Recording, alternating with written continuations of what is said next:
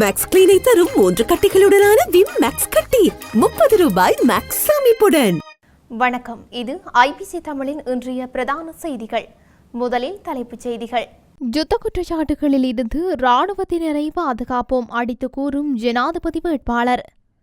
இலங்கையில் மீண்டும் சிவில் யுத்தம் வெடிக்கும் எச்சரிக்கும் நாடாளுமன்ற உறுப்பினர். தமிழ் மக்கள் மீது பாரிய இனப்படுகொலை அரங்கேறியது ஜேவிபி கடுமையாக சாடும் தமிழ் எம்பி.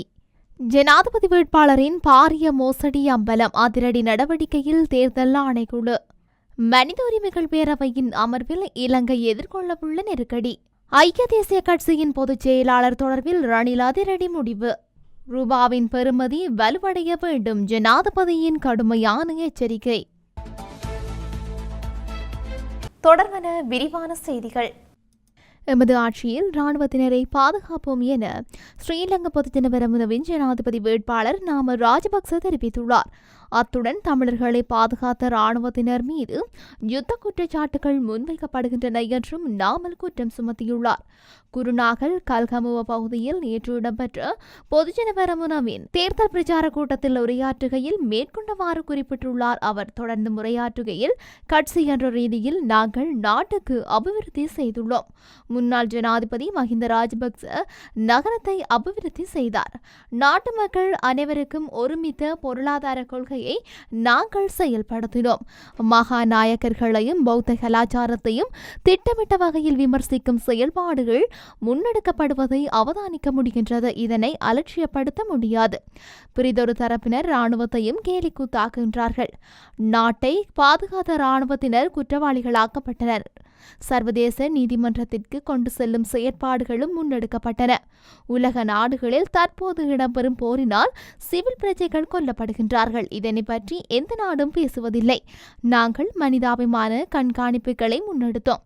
தமிழர்களை பாதுகாத்த இராணுவத்தினர் மீது யுத்த குற்றச்சாட்டுகள் முன்வைக்கப்படுகின்றன. எமது அரசாங்கத்தின் இராணுவத்தினரின் கௌரவத்தை பாதுகாப்போம். அவர்களுக்கான புதிய நலன்புரி திட்டங்களை முன்னெடுப்போம் என ஜனாதிபதி வேட்பாளர் நாமல் ராஜபக்ச தெரிவித்துள்ளார். நாட்டில் மீண்டும் சிவில் போர் வெடிக்கும் அபாயம் காணப்படுவதாக ஐக்கிய தேசிய கட்சியின் தவிசாளர் வஜிராபே வர்த்தன தெரிவித்துள்ளார். எதிர்வரும் ஜனாதிபதி தேர்தலில் மக்கள் ரணில் தவிர்த்த வேறு வேட்பாளர்களுக்கு வாக்களித்தால் இவ்வாறு போர் வெடிக்க வாய்ப்புள்ளதாக அவர் குறிப்பிட்டுள்ளார். காலி பிரதேசத்தில் நடைபெற்ற தேர்தல் பிரச்சார கூட்டத்தில் அவர் இந்த விடயத்தை கூறியுள்ளார். ஜனாதிபதி தேர்தலுக்காக எவ்வாறான வேட்பாளர்கள் போட்டியிட்டாலும் மக்களுக்கு சேவையாற்றிய தலைவராக ரணில் விக்ரமசிங்க மட்டுமே திகழ்கின்றார் என அவர் தெரிவித்துள்ளார். தேர்தலில் வெற்றியீட்டும் நோக்கில் ஏனைய வேட்பாளர்கள் பல்வேறு வாக்குறுதிகளை வழங்கி வருவதாகவும், எனினும் அந்த வாக்குறுதிகள் நடைமுறைக்கு சாத்தியமற்றவை எனவும் கூறியுள்ளார். வாக்குறுதிகளை வழங்கி மக்களை ஏமாற்றி வாக்குகளை பெற்றுக் கொள்வதனை ஒருபோதும் ஏற்றுக்கொள்ள முடியாது என குறிப்பிட்டுள்ளார். தமிழ் மக்கள் மீது பாரிய இனப்படுகொலையொன்றை அரங்கேற்றுவதற்கு தென்பகுதி சிங்கள இளைஞர்கள் இனவரையூட்டி அவர்களை தயார்படுத்தி இராணுவத்திற்கு சேர்த்து கொடுத்தவர்கள் ஜேவிபியினர் என நாடாளுமன்ற உறுப்பினர் செல்வராசா கஜேந்திரன் தெரிவித்துள்ளார். யாழில் நேற்றைய தினம் ஊடகங்களுக்கு கருத்து தெரிவிக்கையிலேயே அவர் இவ்வாறு குறிப்பிட்டுள்ளார். மேலும் அவர் கூறுகையில், சிங்கள இராணுவத்தினரை எந்த ஒரு சிங்கள கட்சியும் தண்டிக்கப் போவதில்லை. ஆகவேதான் நாங்கள் உள்ளக விசாரணைகளை தவிர்த்து சர்வதேச குற்றவியல் நீதிமன்ற விசாரணையை வலியுறுத்துகின்றோம். தமிழர்களுக்கான ஒடுக்குமுறைகளை ஜேவிபியினர் முன்னெடுக்க வேண்டுமானால் அதிகார துஷ்பிரயோகங்களை செய்பவர்களை தனது கைக்குள் வைத்திருந்தால்தான் தமிழர்களையும் தமிழ் தேசியத்தையும் நீக்க முடியும் என்றார். ஜனாதிபதி தேர்தலில் போட்டியிடும் வேட்பாளர்களில் 15 பேர் பண மோசடியில் ஈடுபட்டுள்ளதாக குற்றம் சாட்டப்பட்டுள்ளது. தேர்தல் பிரச்சார நடவடிக்கைகளுக்கு செல்லாமல் பிரச்சார நடவடிக்கை மேற்கொள்வதாக கூறி பல்வேறு நபர்களிடம் பணம் பெற்றுள்ளதாக தெரிய வந்துள்ளது. இது தொடர்பில் கிடைத்துள்ள முறைப்பாடுகளுக்கு அமைய ஆராய்ந்து வருவதாக தேர்தல்கள் ஆணைக்குழுவின் உயர் அதிகாரியொருவர் தெரிவித்துள்ளார். சுமார் 30 ஜனாதிபதி வேட்பாளர்கள் இன்னும் ஜனாதிபதி தேர்தலுக்கான பிரச்சாரத்தை ஆரம்பிக்கவில்லை எனவும், அவர்களில் சிலர் கட்சி அலுவலகத்தை கூட திறக்கவில்லை எனவும் அந்த அதிகாரி கூறினார். தேசிய தொலைக்காட்சி மற்றும் தேசிய வானொலியில் தமது கொள்கைகளை முன்வைப்பதற்கு ஜனாதிபதி வேட்பாளர்களுக்கு வழங்கப்படும் இலவச ஒளிபரப்பு நேரத்தை வழங்காதது தொடர்பில் தேர்தல்கள் ஆணைக்குழுவின் கவனம் செலுத்தப்பட்டுள்ளது. ஜெனீவாவின் ஐக்கிய நாடுகள் மனித உரிமைகள் பேரவையில் இலங்கையின் மனித உரிமைகள் விவகாரம் செப்டம்பர் மாத அமர்வில் ஆரம்ப நாளிலேயே விவாதிக்கப்படவுள்ளது. இதன்படி இலங்கை தொடர்பான விவாதம் செப்டம்பர் 9ஆம் திகதி பேரவையின் 57வது அமர்வின் ஆரம்ப நாளிலேயே இடம்பெற்றுள்ளது. இதன்போது இலங்கையின் மனித உரிமை நிலைமைகள் தொடர்பான ஐக்கிய நாடுகளின் மனித உரிமைகள் ஆணையாளர் அலுவலகத்தின் அறிக்கை சபையில் சமர்ப்பிக்கப்படவுள்ளது. இந்த நிலையில் ஆராய்வின் பின்னர் அறிக்கை மீது ஊடாடும் உரையாடல் நடத்தப்படவுள்ளது.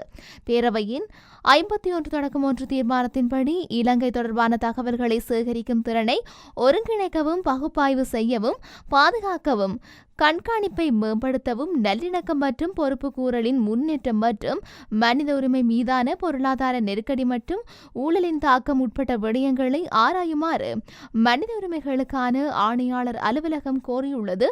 இந்த நிலையில் 57வது அமர்வில் ஒரு ஊடாடும் உரையின் பின்னணியில் இந்த விடயங்கள் விவாதிக்கப்பட்டு பொறுப்புக்கூறலை மேம்படுத்துவதற்கான கூடுதல் விருப்பங்களை உள்ளடக்கிய ஒரு விரிவான அறிக்கையை மனித உரிமைகள் பேரவை சமர்ப்பிக்கவுள்ளதாக தெரிவிக்கப்பட்டுள்ளது.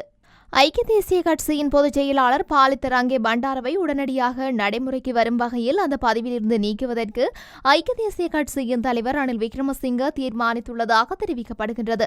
இந்த நிலையில் ஐக்கிய தேசிய கட்சியிலிருந்து விலகி சஜித் பிரேமதாசவோடு இணையலாம் எனவும் தகவல்கள் வெளியாகியுள்ளது. ஐக்கிய தேசிய கட்சியின் செயலாளர் தொடர்பில் கிடைக்கப்பெற்றதாக கூறப்படும் சில பாரதூரமான விடயங்களை கருத்தில் கொண்டு ரணில் விக்ரமசிங்க இவ்வாறான தீர்மானத்திற்கு வந்துள்ளதாக தெரிவிக்கப்படுகின்றது. அடுத்த 2 ஆண்டுகளில் நாட்டை முன்னோக்கி கொண்டு செல்ல ரூபா வலுவாக இருக்க வேண்டும். ரூபாவை வலுப்படுத்துவதன் மூலமே மக்களுக்கு நிவாரணம் வழங்க முடியும். எனவே உண்மையை அறிந்து முன்னேற வேண்டும் என ஜனாதிபதி ரணில் விக்ரமசிங்க தெரிவித்துள்ளார்.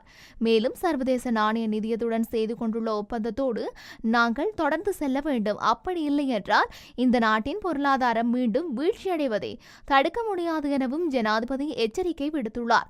குருநாகல் பிரதேசத்தில் இடம்பெற்ற நிகழ்வொன்றில் கலந்து கொண்டு கருத்து தெரிவிக்கும் போதே அவர் மேற்கொண்டவாறு குறிப்பிட்டுள்ளார். தொடர்ந்தும் தெரிவிக்கையில் மகா சங்கத்தினரின் ஆலோசனைகளை பெற்று தேர்தல் பிரச்சாரத்தை ஆரம்பிப்பது எனது நோக்கமாக இருந்தது. மேலும் நாட்டை முன்னோக்கி கொண்டு செல்லும் பயணத்தில் மகா சங்கத்தினரின் ஆலோசனைகளையும் வழிகாட்டல்களையும் நான் தொடர்ந்து எதிர்பார்க்கின்றேன் என்றார். இத்துடன் இன்றைய பிரதான செய்திகள் நிறைவடைகின்றன. தொடர்ந்தும் செய்திகளை அறிந்து கொள்ள IBC தமிழ் நியூஸ் என்ற எமது யூடியூப் பக்கத்தினூடாக இணைந்திருங்கள்.